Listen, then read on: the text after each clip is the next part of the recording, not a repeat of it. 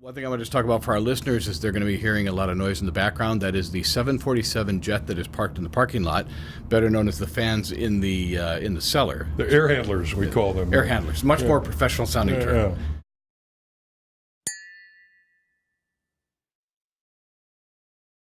This podcast is sponsored by Release Winery.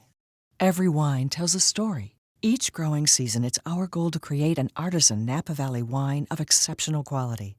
Join us as the story of this ultra-limited wine continues.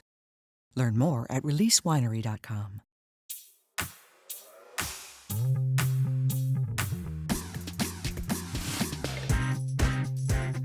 Here's the thing. Maybe we talked about it last time, but in December of 2012, we purchased a 75-acre property on West Side Road. It's a mile south of Rocchioli. It's across the street from Williams-Sellium. There's a decaying hop kiln and baling barn there. There's 42 acres of grapevines, and in a spot for a winery. We applied for a winery.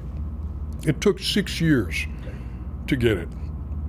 Now, in the interim, perhaps some of your viewers have heard there were some fires in the county. There's a rumor. Yeah. October 8th of 2017,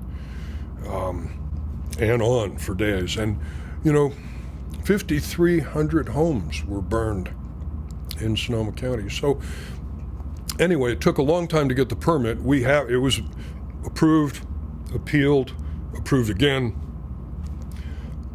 We have the permit, but now the cost of construction is easily 50% more than it was before the fires because there's a lot of building to do.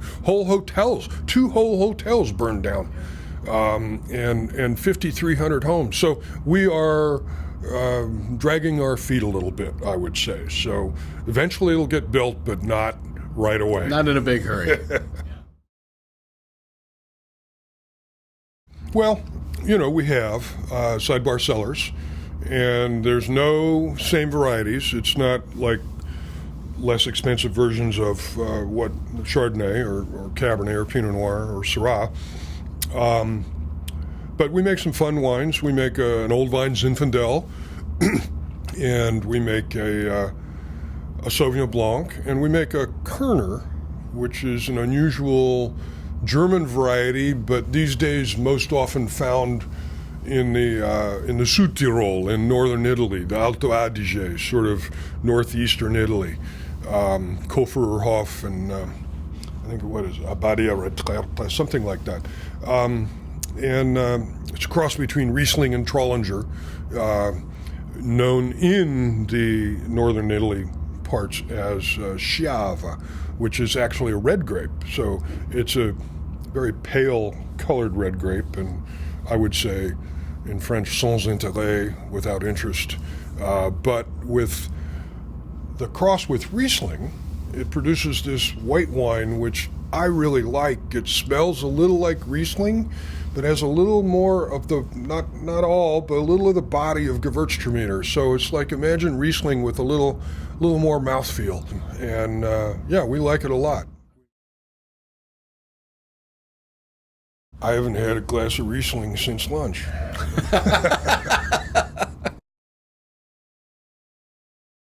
Well, it's kind of you to say so.